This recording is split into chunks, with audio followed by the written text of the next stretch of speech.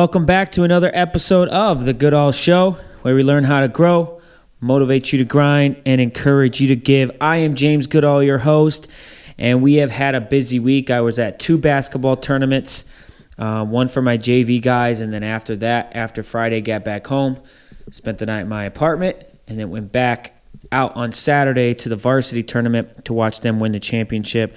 We've had a busy week. We do not have a phone call this week because it's my fault. I had a phone call on Tuesday, but I didn't hook up the right cord, so the conversation was never recorded. We had a good conversation, and I'll have him back on the podcast, but I didn't have time to upload it, didn't have time to have a conversation because it's so busy. And so I'm going to talk here for a little bit. It's going to be 15 minutes, but I want to talk about a few things. First of all, I want to talk about leadership, investing, and then how important specifically density is in your lawn care business.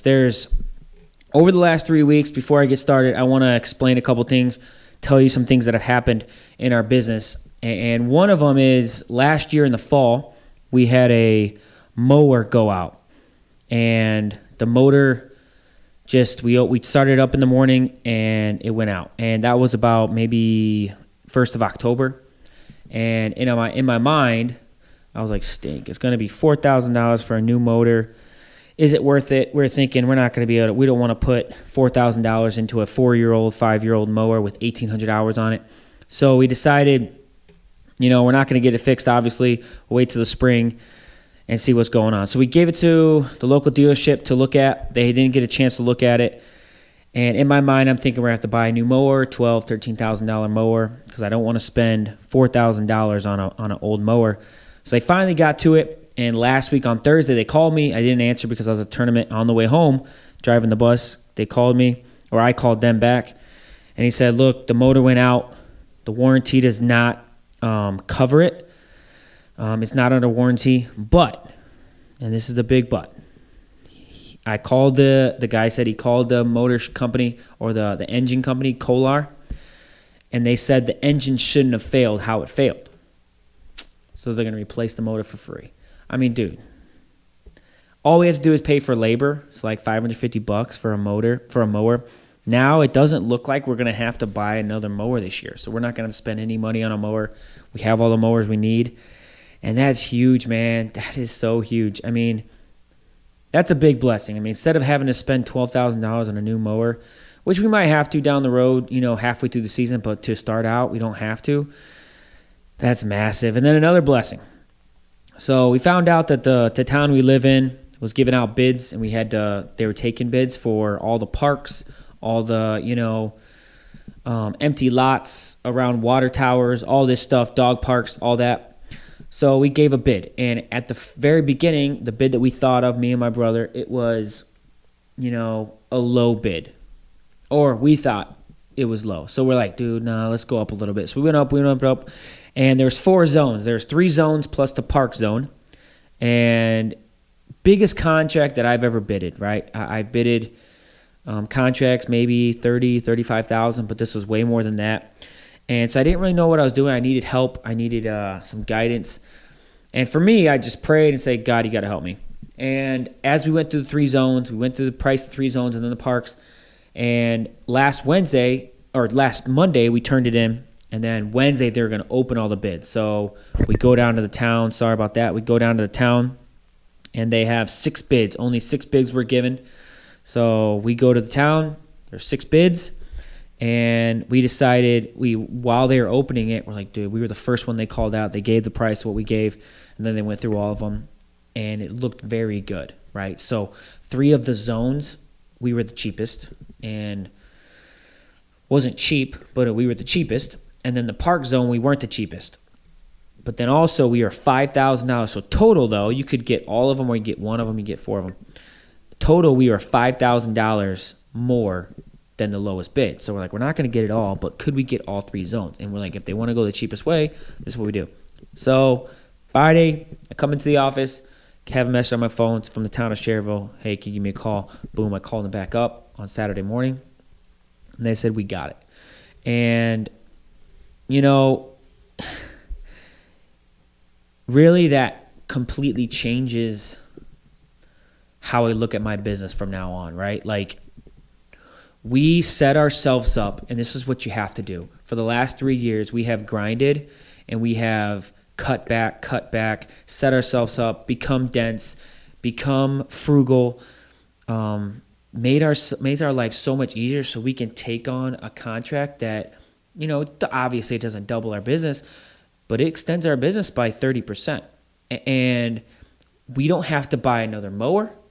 We don't really, me and my brother think we could do it all with the same amount of guys because it's pretty easy stuff. And that's what I kind of preach on, man. Like, sometimes you have to go 3 steps back or a step back to go 3 steps forward. And that's what we did. We took a step back every year for the past 3 years, and we are set up to grow, and we're so excited, man. So that's what happened the last 3 weeks. I mean, a couple blessings. I mean, where I thought I was going to have to pay $12,000 for a mower, and I didn't have to. And then getting that bid, I really think, me and my brother have taken pay cuts over the last 3 years, pay cut. And I think it's going to pay off long term. And that's what we were always looking for. We weren't searching to make the most money right then, right here and now in that week. We're looking to set ourselves up for long term. I want to talk about leadership, investing, and density. And in leadership, I was talking to my basketball guys and, letting them know what I thought leadership was. First of all, I think leadership, when you're a leader, you don't care what people think about you, right? You're going to do whatever you're going to do. And if they don't like it, that's tough, right? There's a quote, the opinion other people have of you is their problem, not yours. When you're grinding, when you're working, when you're making a decision and people look at you, why are you doing that? Leaders don't care. Like, I don't care what you think. If someone says, hey, you're a lazy worker, and you're not a lazy worker, you don't care. Like, dude, I don't care what you think about me. As basketball players that I've coached and watched, and I've seen them as seniors yell at the freshmen for not working hard. They don't care what that freshman thinks of them. He's trying to make them better. He has a goal in mind. And when you're a leader, you think of what you don't care what people think. Secondly, as leaders, they work harder than their followers. I remember when I took over the first 2 months that I took over from my dad. And in my mind, for some reason, I got in my mind that it was going to be easier. And I remember it was like 8 o'clock, 9 o'clock at night. I had been there since 6 a.m., grinded in the field, working. And I got back and I thought to myself, it would have been easier if I didn't take over the business. But the reason why I work hard, the reason why leaders work hard, the reason why you work hard in your business is to make the followers, your team members, make it easier on them, right? Like, if you're the leader on the court, most of the good leaders are the hardest workers in practice.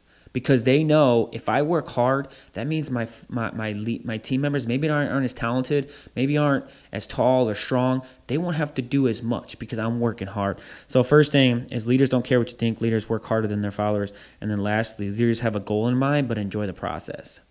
We had 10 goals. When you walk in our dry erase board in the office, we had 10 goals on there. And at the end of the year, we maybe had 6 that were checked off. There's 5 that weren't checked off. Was that a waste? No.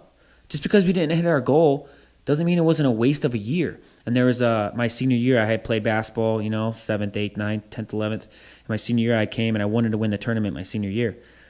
But I go for a layup on the second game of the tournament, twist my ankle. Wasn't able to play the rest of the tournament. We didn't hit our goal of winning the tournament my senior year.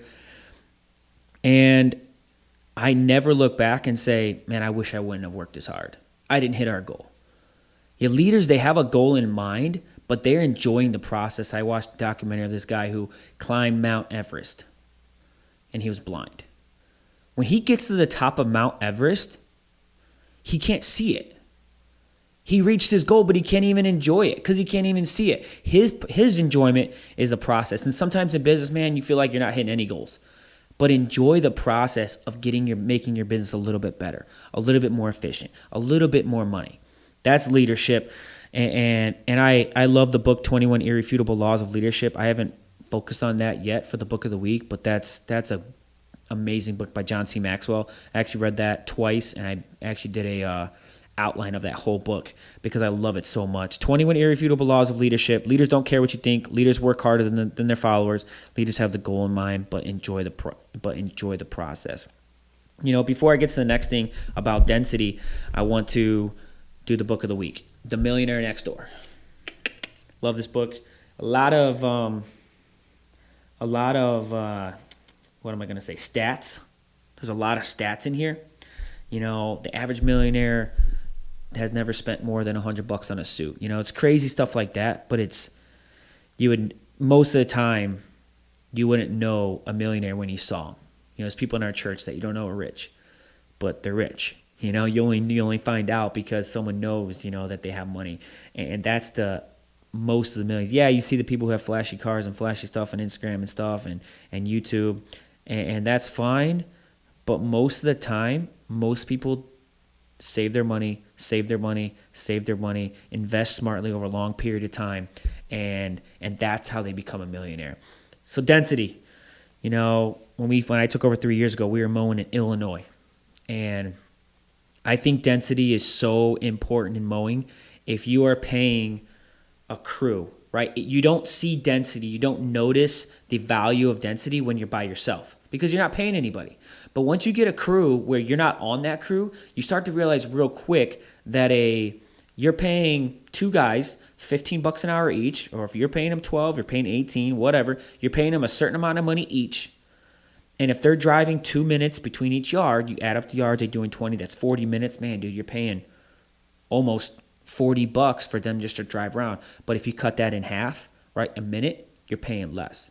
Over the course of a summer, dude, it adds up. So density is important. And we were mowing in Illinois, which is north. We were mowing in Cedar Lake, which is south, and we were mowing way in Hobart. And as soon as I took over, we just condensed that, right, to a little bit lower. And then the next year we even condensed it more. And then even this year, we're cutting out even a little bit more to where we know exactly where our boundaries are. And if you're outside that boundary, you're out of there. We took the routes that we had, we took the areas that we're in, and we just did a pumpkin plan. And we said, you're too far away. It doesn't make us any money. We're not focused on that. We're out of here. There's a spot in our area where it's right north of us. Like from my house, it's probably 5 minutes. It's nothing. It's not that far.